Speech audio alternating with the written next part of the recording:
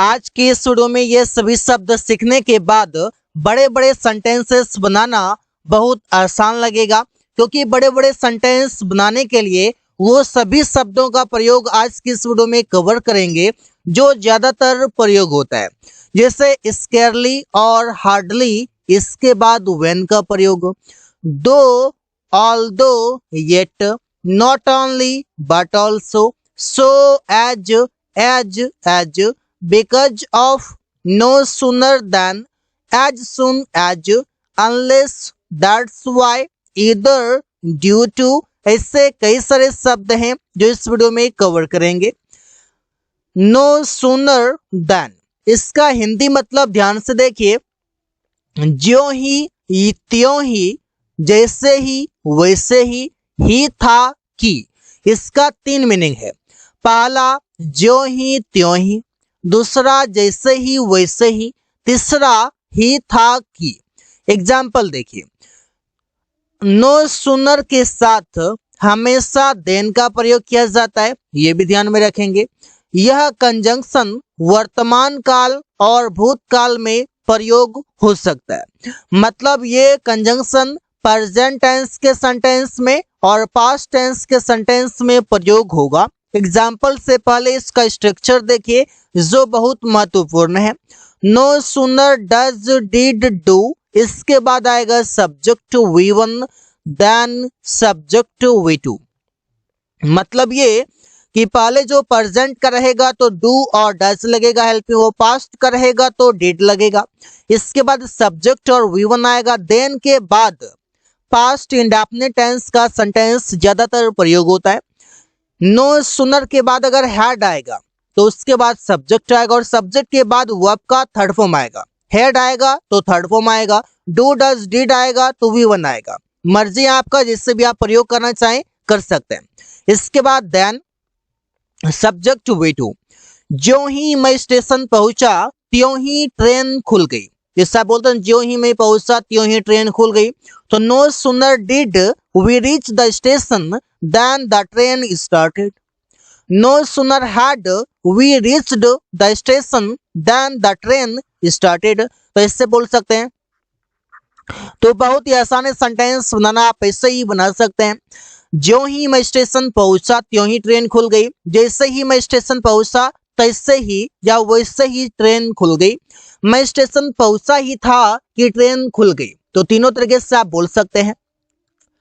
As soon as, इसका हिंदी मतलब है जैसे ही या ज्यों ही। अब इसका प्रयोग कैसे करेंगे? एज सुन एज का प्रयोग यह दर्शाने के लिए होता है कि कोई कार्य तुरंत होता है, अर्थात एक ही समय में एक कार्य संपन्न होता है और ठीक तुरंत बाद दूसरा। एक कंप्लीट हुआ उसके तुरंत बाद दूसरा काम जैसे ही कंप्लीट होता है, उस प्रकार के वाक्यों में एज सुन एज का प्रयोग करते हैं। जैसे ही मैंने दरवाजा खोला वो मुझे देखकर भाग गया। As soon as I opened the door he run away after seeing me. तो दो काम तुरंत तुरंत कंप्लीट हुआ, एक है दरवाजा खोलना और दूसरा है भाग जाना। तो तुरंत तुरंत दो काम कंप्लीट हो गया, एक कंप्लीट हुआ उसके तुरंत बाद दूसरा हो गया। और हिंदी में मतलब हो गया जैसे ही, तो मतलब एज सुन एज प्रयोग होगा। उसने मेरा मदद किया जैसे ही मैंने मदद के लिए रोया। He assisted me as soon as I cried for help। तो लंबे लंबे सेंटेंस बनाना बहुत आसान है। एज सुन एज का प्रयोग किस सिचुएशन में करेंगे ये भी आप समझ चुके हैं। स्केयरली और हार्डली, इसके साथ व्हेन का प्रयोग होगा। हिंदी मतलब है मुश्किल से ही की।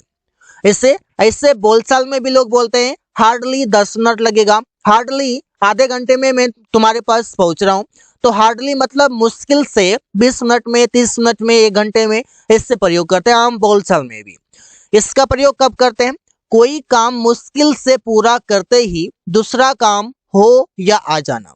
जिससे कि मैं मुश्किल से ही अपना काम कर पा रहा हूं। सपोज मैं पत्र लिख रहा हूं, मुश्किल से अपना ही लिख रहा हूं कि मेरा लिखना हुआ नहीं कि दूसरा भी मुझे लिखने के लिए बोलने लगा। तो वहां पर स्केयरली और हार्डली का प्रयोग करेंगे। इसका स्ट्रक्चर देखिए, हार्डली या स्केयरली, इसके बाद हैड आएगा, सब्जेक्ट V3 आएगा, फिर व्हेन, फिर सब्जेक्ट V2 पास्ट इंडेफिनिट का क्लाउज आ जाएगा। मुश्किल से उसने काम पूरा किया ही था कि दूसरा फाइल आ गया, मतलब जो फाइल उसको पहले मिला था मुश्किल से कंप्लीट किया था कि दूसरा फिर आ गया। तो hardly had he finished the work when another file arrived. तो इससे प्रयोग करेंगे।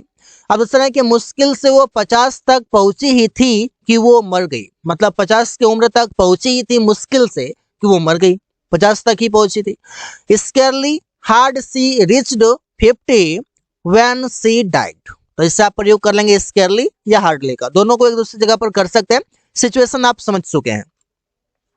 दो और ऑल्दो इसके साथ येट का प्रयोग, हिंदी मीनिंग होगा हालांकि फिर भी, दो बार होगा, एक बार हालांकि दूसरे बार फिर भी। कोई काम उसका उल्टा होना, जिससे कि हालांकि वो अमीर है फिर भी वो गरीबों की मदद नहीं करता है। अमीर है तो उसका काम क्या होना चाहिए, वो गरीबों की मदद करना चाहिए, उसको देखना चाहिए, लेकिन वो गरीबों की मदद नहीं करता है। तो जैसा है जिस सिचुएशन में है उसका जस्ट अपोजिट काम करना। Although he is rich, yet he doesn't help the poor. हालांकि वो बहुत तेज है फिर भी वो अंग्रेजी नहीं बोल पाता है, मतलब बहुत तेज है तो अंग्रेजी बोलना चाहिए, उसको आना चाहिए अंग्रेजी बोलना, लेकिन वो नहीं बोल पाता है, मतलब उसका अपोजिट काम हो रहा है, तेज है लेकिन नहीं बोल पाता। Although he is intelligent, yet he is not able to speak English. तो इससे आप सेंटेंसेस बनाएंगे। No sooner than, इसका हिंदी मतलब है जैसे ही। सिचुएशन देखिए, एक काम होते ही दूसरा काम अचानक हो जाना, जिससे जैसे ही मैंने अपनी पढ़ाई पूरी की वैसे ही मुझे एक अच्छी नौकरी मिल गई। तो मतलब कोई काम हुआ और अचानक दूसरा काम भी हो गया तुरंत लगले ही। तो no sooner had I completed my studies then I got a good job. तो इससे प्रयोग करेंगे, जैसे ही उसने सवाल पूछा वैसे ही उसे उत्तर मिल गया। No sooner did he ask question then he got answer. तो इससे आप प्रयोग कर पाएंगे। दैट्स वाई मतलब इसीलिए, किसी के वजह से कोई काम नहीं करना, जिससे मैं इसीलिए तुमसे बात नहीं करता हूँ, तुम बार बार नाराज हो जाते हो, बार बार रोने लगते हो, इसलिए बात नहीं करता। That's why don't talk to you, किसी के वजह से कोई काम नहीं करना, बात नहीं करना, उससे नहीं मिलना, उसके पास नहीं जाना, उसकी कोई मदद नहीं करना, किसी की वजह से, किसी चीज की वजह से, किसी पर्सन की वजह से। तुम बहुत बोलते हो इसलिए वो तुमसे बात नहीं करता है, बहुत बोलते हो, बातों नहीं हो, फालतू की बातें करते रहते हो, तो you speak too much, that's why he doesn't talk to you. तो इससे आप प्रयोग करेंगे। सो एज इसका पेयर है, दूसरा है एज का पेयर। इसे इन दोनों का प्रयोग पॉजिटिव डिग्री में दो व्यक्तियों या दो वस्तुओं की तुलना करने के लिए किया जाता है। समझ गए, पॉजिटिव डिग्री में प्रयोग होता है दो व्यक्तियों या वस्तुओं के बीच तुलना करने के लिए। सो और एज का जो पेयर है इसका प्रयोग नेगेटिव वाक्य में होता है, ये ध्यान रखेंगे, जिससे वो तुम्हारे जितना अच्छा है। She is as good as you, positive sentence, इसमें कोई भी नेगेटिव चीजें नहीं है। वो तुम्हारे जितना अच्छा नहीं है, ये नेगेटिव है। तो she is not as so good as you, she is not वो नहीं है, सो गुड एज यू तुम्हारे जितना अच्छा। तो सो एज नेगेटिव में और एज का पॉजिटिव डिग्री में, पॉजिटिव सेंटेंस में ऐसे ध्यान रखेंगे। अनलेस मतलब जब तक, जब कोई काम करने के लिए कोई शर्त रख देते हैं कि भाई तुम ये करोगे तभी ये मिलेगा, शर्त है ये, कोई भी शर्त रखते हैं तो वहां पर अनलेस का प्रयोग होता है। जैसे जब तक तुम पैसे नहीं दोगे मैं तुम्हें जाने नहीं दूंगा। Unless you give money I will not let you go, जब तक तुम मेरे पास नहीं आओगे मैं इंतजार करता रहूंगा, शर्त है भाई कि मैं इंतजार करता रहूंगा। Unless you come to me I will wait for you. तो इससे आप प्रयोग करेंगे अनलेस का मतलब जब तक। नीदर नोर बहुत ही कॉमन वर्ड है जो प्राय लोग प्रयोग करते हैं। दोनों में से कोई नहीं करना, मतलब दो व्यक्ति हैं या दो चीजें हैं, दोनों में से कोई भी कोई काम को नहीं किया है।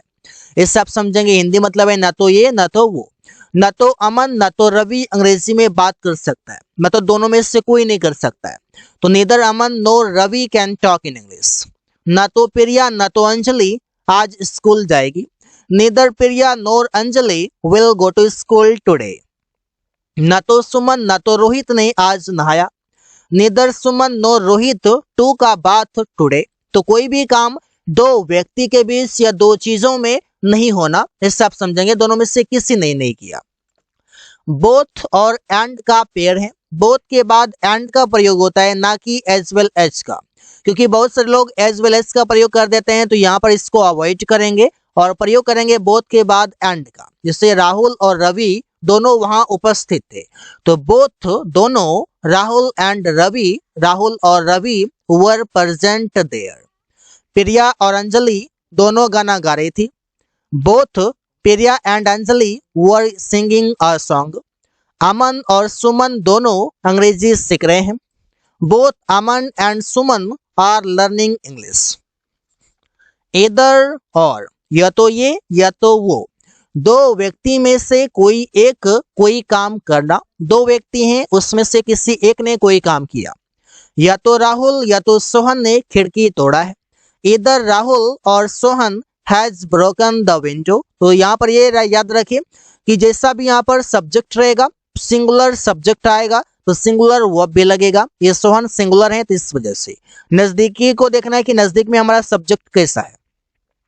या तो मैं या तो तुम बाजार जाओगे। Either I or you will go to market. या तो तुम या तो मैं यह काम कर चुका हूं। इधर यू और I have done this work. तो आई है तो हैव आ गया, यू है तो यहाँ पर फ्यूचर का है तो इसमें कोई दिक्कत नहीं है। सोहन सिंगुलर है तो यहाँ पर हैज आ गया।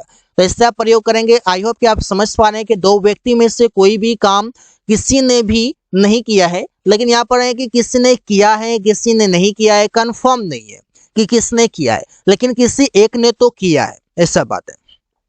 नॉट ओनली बट ऑल्सो, सिर्फ ही नहीं बल्कि भी। इसका प्रयोग कब करते हैं? एक व्यक्ति दो चीज होना, दो पोस्ट पर होना, दो रिलेशन में होना, ऐसा बात करते हैं।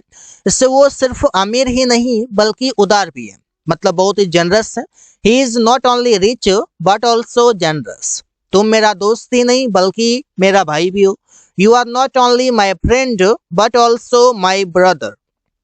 वो ना केवल पढ़ता है बल्कि पढ़ाता भी है। दोनों काम करता है, एक व्यक्ति दो काम करता है। He doesn't only study but also teachers. Because of और ड्यू टू, दोनों का हिंदी मतलब है के कारण, जिससे किसी के कारण कोई काम करना। अंग्रेजी के कारण मुझे एक नौकरी मिला। Due to English I got a job. Mobile खरीदने के कारण उसने अंग्रेजी सीख पाया, क्योंकि उसने वीडियोस देखा और स्टडी किया, ऑनलाइन क्लासेस किया, वीडियोस के माध्यम से कई सारे लेक्चर्स कवर किया। तो because of buying a phone he could learn English. Corona के कारण हम लोग घर पर बैठे हैं। Due to corona we are sitting at house. यहाँ पर ड्यू टू कोरोना लिखा हुआ है। आप चाहें तो यहाँ पर किसी ड्यू टू फीवर भी आप बोल सकते हैं। एक हफ्ते से आप बैठे हुए हैं, एक हफ्ते से हम लोग बैठे हुए हैं। बारिश के कारण मैं ऑफिस नहीं जा पाया, तो बोलेंगे due to rain I could not go to office. चाहे तो रेन से पहले आप द भी लगा सकते हैं, ताकि ये समझ सकें कि रेन वर्ड एक नाउन का भी काम कर रहा है। So guys, thanks for watching, that's all for today.